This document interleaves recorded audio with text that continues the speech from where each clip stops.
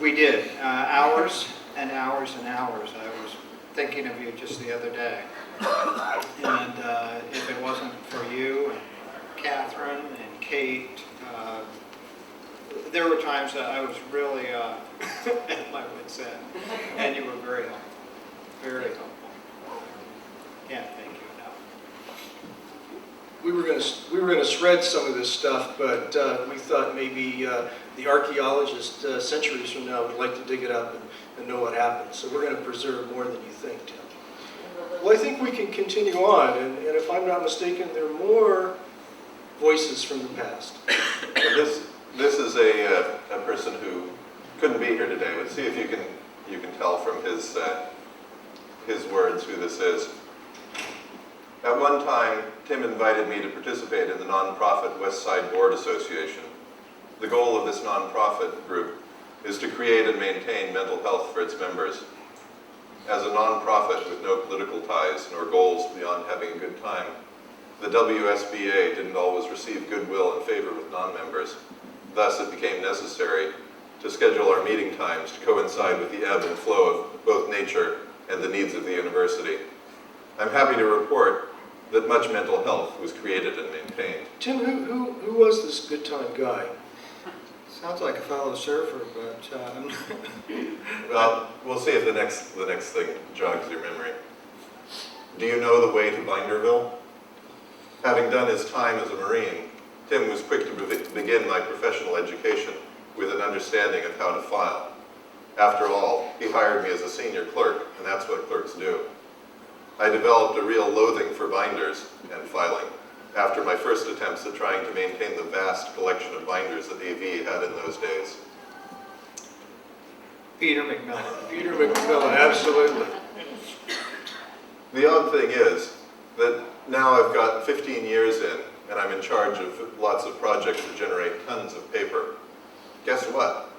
Now I've got my own little city of Binderville.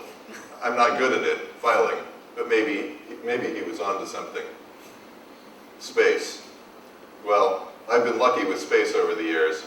When I started in the windowless office of Communications 113, I was seated next to the front desk that had the old reservation system. And guess what? A big-ass binder for Studio C reservations. After a while, we moved around. I moved 2 steps to the right, as did Kevin, the students, the film cleaning machine, etc., etc. For a while, I even had an office. Then I got moved to the back of 113. Then I got moved to the other back of 113. Then I got walls made of equipment cabinets. Boy, that was fun. What's funny to recollect is that in 5 years, I occupied 5 different spaces in an 800 square foot space.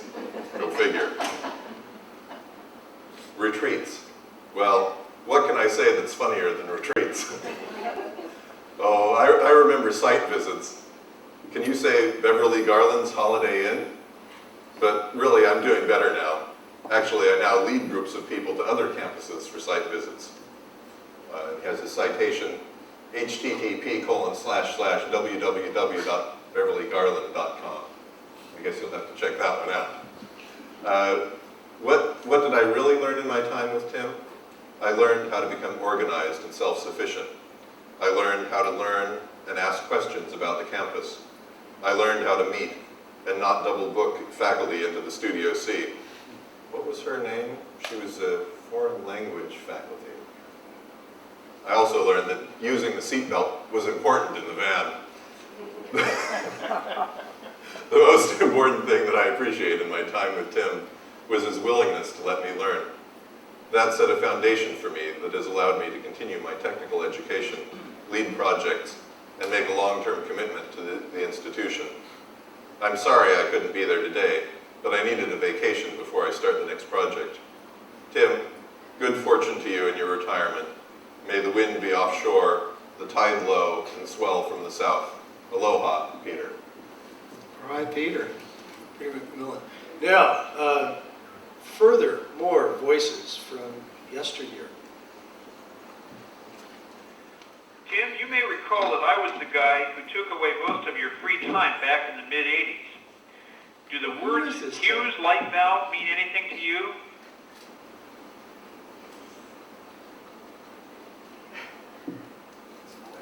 Take a guess. You've told me about this guy time and time again. It actually sounds like Wendell Brazzi. Tell us Yes, about I Wendell. always wanted the newest and best classroom technology for Santa Cruz, and you were the victim of some of my bleeding edge ideas. The Hughes light valve looked impressive enough. It was big as a Buick and would run reliably for 5 to 10 hours without major maintenance. Actually, it was somewhat less reliable than the Porsche I recall you drove in those days, but I'm afraid the Porsche lost some of your attention whenever the Hughes light valve went on the blink, which tended to happen on Friday afternoons before a 3-day weekend, if I recall the pattern. I also suggested that our faculty needed the kind of light pen that would mark up a screen the way John Madden did to show you the missed block right after the big play. If Madden had one, we needed one. You may remember all the time you spent working on the light pen prototype, the free time you enjoyed when the Hughes light valve wasn't on the blink. I understand that before I suggested the Hughes light valve or the prototype light pen, you used to enjoy a lot of free time. I hope by now you've forgiven me and forgotten, and that you can make up the spare time you lost now in your well-earned retirement. Great. Thank you, Wendell Brazzi, Vice Chancellor for Administrative Services at UC Irvine, a longtime friend and colleague of Tim, going back to the very early days of Santa Cruz. But we're not stopping here. We keep going. Just mention the name Wendell and you would tremble. This name symbolized the desire of a few administrators in the 80s to make UCSC classroom media state-of-the-art. These administrators felt UCSC was ready for high technology, and the burden fell on you to make this happen. I was lucky enough to work with you to provide the spaces to receive the media equipment. In one case, we worked to create a podium that would act as a media control center for the faculty. This control center was to give faculty members the ability to control all media, lights, presentation equipment, the works. Help us The out. Tim, who administration is was this? convinced the faculty was ready for the transition from a simple podium to the new and improved faculty workstation. Sounds like my partner in crime, Dave Tanza. Dave We Tanza. Classes Absolutely. were held and the workstation was used. Unfortunately, it was not used as planned. During one of the first lectures where the workstation was used, it ended up being the most expensive holders of burning incense imaginable. Burn marks left on the workstation top. You and I were constantly responding to the women ideas of the administration. From huge ceiling-hung projectors, light pens, faculty workstations, motorized projection screens, to seating layouts, acoustics, and movable whiteboards. You and I were the ones that received most of the faculty complaints when the administration's wild ideas didn't work. As a means to protect ourselves and save our sanity, we developed the first draft of the classroom design guidelines. As the draft was circulated around, I would witness your various supervisors trying to attach their names to the guidelines as the author. But everyone knew you were the real brains behind the media portion of the document. I can't remember how many classroom improvement projects we worked on together, but it was a lot. Working with you was one of my fondest memories of working at UCSC. As you retire, you should leave knowing that your hard work over the years allowed many faculty members to deliver their message to thousands of students. Good luck, Tim. Great, thank you. Dave Tanza, project architect on staff at UC Santa Cruz in the early days, and now in private architectural practice in Santa Cruz. Tim, what was this incense burning thing? What? I don't understand that. Tell us about that. Oh, boy. We just completed Applied Sciences 152 and the workstation podium, of which Bruce showed you the picture of. And during one of the first sessions, a faculty member by the name of Noel King, who taught religious studies, came into the room and proceeded to burn some stick incense and just put it on the podium and burn 2 nice little lines across the podium the first day of its use. The brand new podium. The brand new podium. Well, what did Wendell say about that? He was beside himself. He actually didn't say anything. I told him, it was over the phone, and I remember it was just dead silence.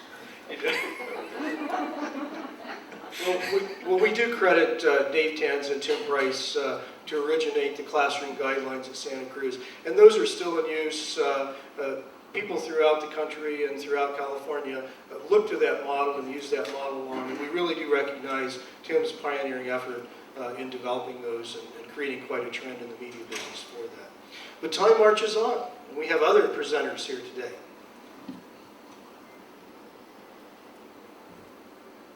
Now you need to guess as we go along here, Tim. I'm so pleased that we're having a retirement party for you. I wish that I could be here in person. Help us out. I've had vacation planned for a long time, so Len Dyson knows this voice. I cannot be here tonight, but I'm taking advantage of our technology to send you my best greetings and remember a little bit of our time together. I remember arriving, I believe it was September 19th, 1989, on campus. Tim had been head of audiovisual unit, and the campus had made a decision to make audiovisual part of a larger unit of media services and bring together some units with the library. During that time, I'm sure it was very hard for Tim, transitioning, having a new supervisor, new arrangements. He was gracious, wonderful, easy to work with. What I remember particularly, however, is I had been on campus then about 3 months. We had Classroom Unit 1 podium being built. It was going in over the Christmas break. It was supposed to have been installed, I think, prior to that, but here it was Christmas. So we had a work team, Tim and I checking in. I was bringing pizza during the noon hours, as I recall. That was about all I could do to help. Don Carley, Bruce Beasley, and Galen working on this podium, trying to get the whole Classroom Unit 1 put together in its first generation. That was my introduction to UC Santa Cruz, and from there it was a lot of fun. Tim was instrumental in helping as we installed classrooms of all sizes with media technology. We came up with a classroom plan. He and Dave Tanza had worked on classroom guidelines on a first statement of the intent being a document to work with architects so they would understand what's going on. And we developed that further and further, and it's a document and knowledge that was used by people clear across the country. I went to my files for a few things, and I came up with a few odds and ends that I thought would be kind of fun to share. I found this from a library incentive award that was offered back in 1996. And this is a summary statement which serves very true of all the years that I worked with Tim. Tim's can-do attitude is well known throughout media services in the campus. Numerous customers have commented on the reassurance that comes with Tim's presence during an event. The attached letters all bear testimony to his continuing excellent service, and the value of a successful special event is beyond percentages. Statistical tally, okay, edit that. In fact, I'm going to use that at the end. I'm going to pick up here again. Okay. You close the start before you get started. Okay. Okay. I had occasion in 1996 to be gone for a few weeks, and while I was gone, I asked Tim to be acting unit head, and that meant representing us within library management, attending meetings, and handling any issues that came up. At the end of that, I had occasion to write a note to Tim that said, among other things, you and I have worked together many years, but I want to compliment you on your superior performance as acting unit head during this period. I went on to cite several instances that had come up. It had been a very busy time. There had been some significant amounts of employee vacation during that time, and some special problems that had arisen, personnel problems as well as issues with departments. The engineering technical unit had some special jobs that had come in, special installations to be done. All the while, Tim dealt with staff issues, welcomed a new employee, and oversaw that orientation, attended several extra unit meetings, including Media Management Group and Media Services North unit heads, ran the regular presentations unit meetings, and participated in Media Services North staff meetings. It sounds like all he did was meetings, and that's probably true. Most of these meetings had heavy topics to be discussed this month, and often Tim left with a to-do list, which he did and did well. He managed the personnel, he managed the budget, and I concluded by saying your cooperativeness with me and with other staff was again outstanding. Thank you, Tim, for your superior performance. Then there was the day that I got the note from Tim on email. This was October 6, 1995. Just thought you should know we had a minor accident in NSA 103 today. The TV monitor fell off the wall and hit a faculty member. He went on to assure me that only minor cuts and somewhat shaken, but there would be a complete report, but that the person was fine, was going to be checked out to be the safe side, and this was the conclusion of quite a week.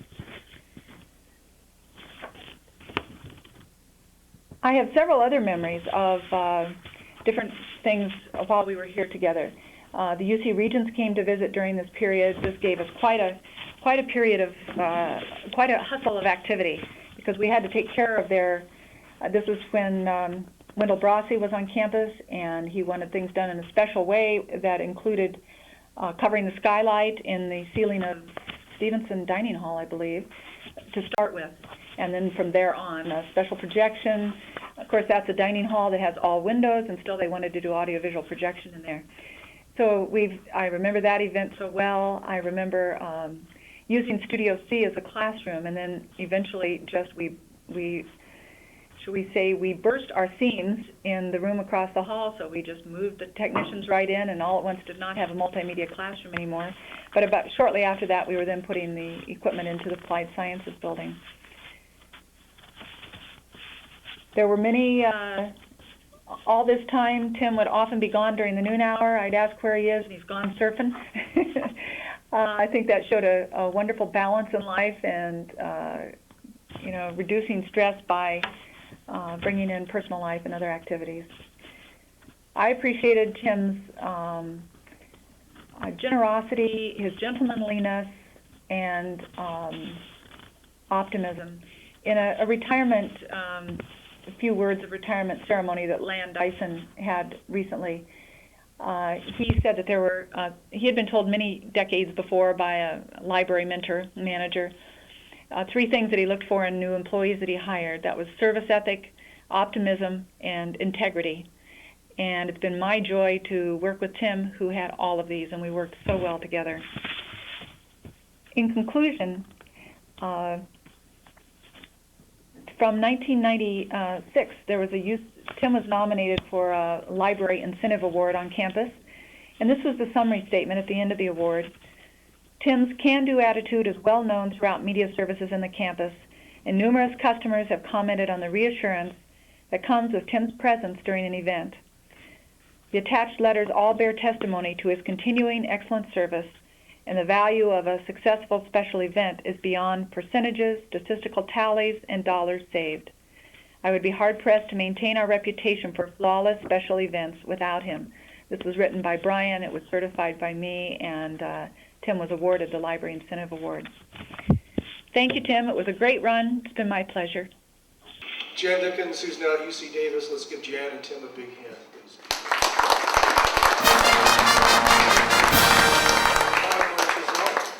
And we have additional guests and voices from yesteryear. Hello, Tim.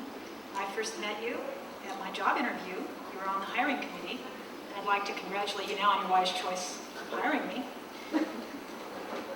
Since that time, you foolishly trusted me with thousands of dollars worth of equipment every summer.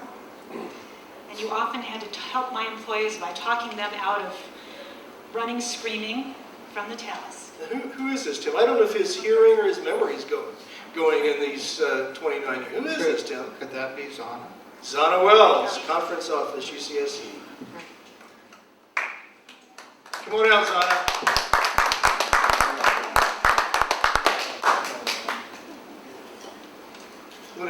What else did Tim do besides give you equipment to lose? Oh my gosh.